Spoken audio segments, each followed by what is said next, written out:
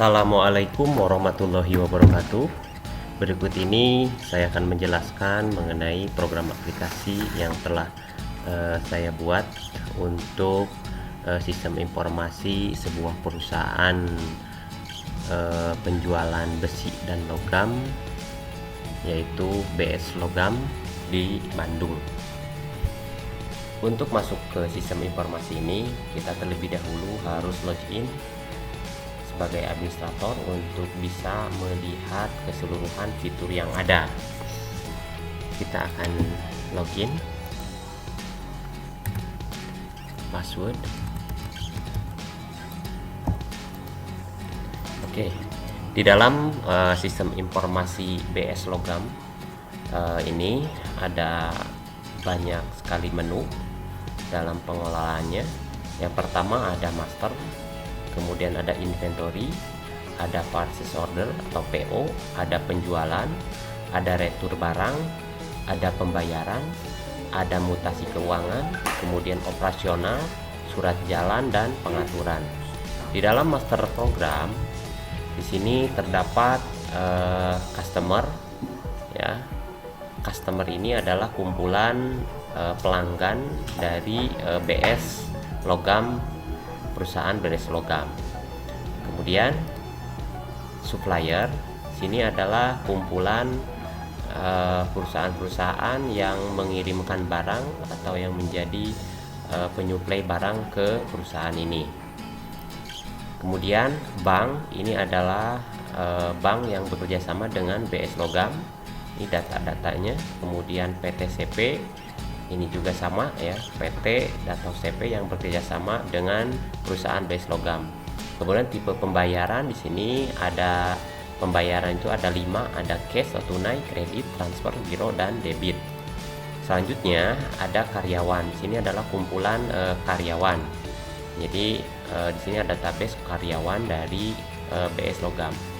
Jabatan, di sini ada jabatan atau kode-kode dan juga beberapa jenis jabatan yang ada. Di sini ada 11 jabatan dari mulai administrasi sampai dengan marketing.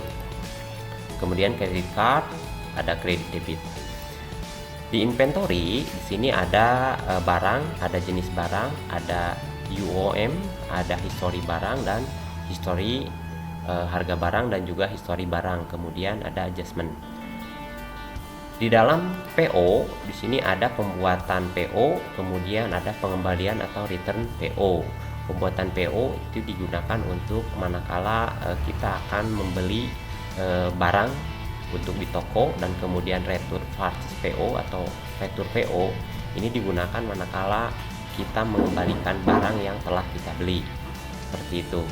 Kemudian di penjualan di sini adalah tempat admin atau kasir untuk menginputkan transaksi penjualan, dari mulai penjualan, titipan barang, kas kasir, kemudian ada perhitungan laba rugi.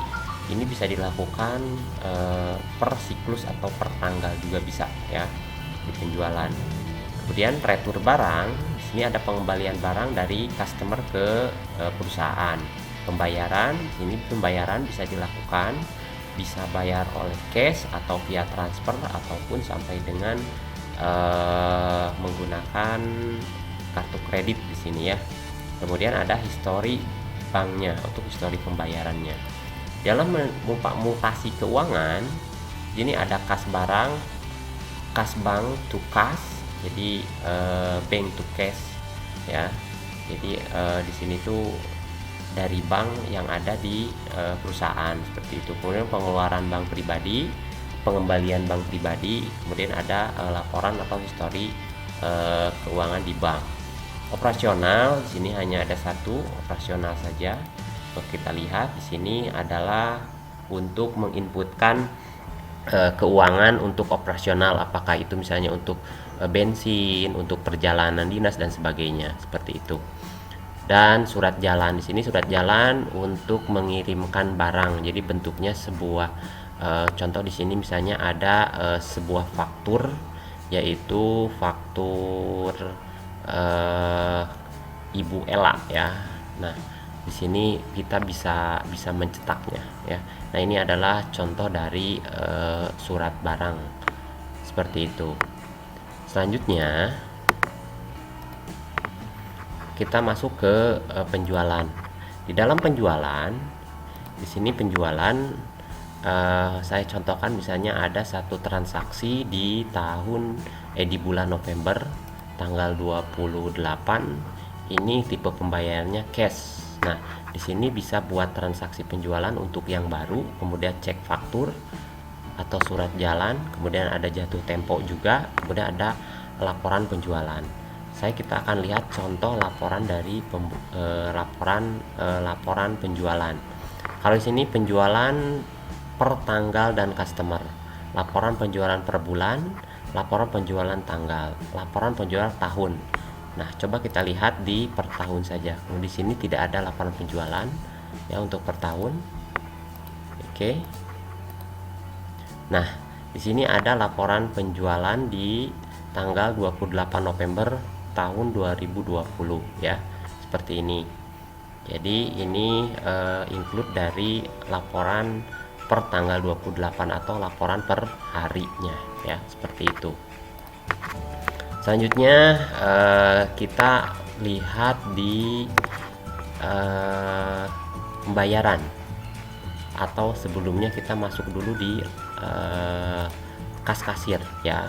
Di sini terjadi sebuah transaksi, ada masuk yaitu 129.640. Ini kas masuk ya. Kalau di sini kalau per tahun pasti tidak ada karena belum ada laporan atau tutup buku ya. Tapi kalau dari tanggal pasti dilihat di sini ada ya. Ini laporan, ternyata ada 2 transaksi dan total kas yang ada pada tanggal 28 itu 180. Kemudian kita akan membuat hasil laba rugi ya. Coba kita lihat saja. Ini laporan laba rugi dari transaksi per 28 November sampai dengan 28 November atau hanya hari ini saja ya. Ini total penjualan seperti ini dan tidak ada pengembalian. Laba bersihnya hanya 12.000 ya, seperti itu. Selanjutnya, setelah laporan penjualan, kita akan melihat pembayaran ya. Di sini ada pembayaran, ada history bank di sini ya. Di sini kita tidak memiliki history pembayaran bank karena kita belum tahu ya. Karena tadi belum ada pembayaran secara tunai, secara perbankan, baik itu misalnya transfer menggunakan nomor rekening ataupun apa, karena hari ini kita telah melakukan sebuah transaksi dengan tunai atau cash seperti itu ya. Itu. Kemudian sekarang dalam aplikasi ini, dalam sistem informasi BS Logam ini, kita pun bisa menggunakan pengaturan ya, sebagai pengaturan di sini sebagai user bisa ya.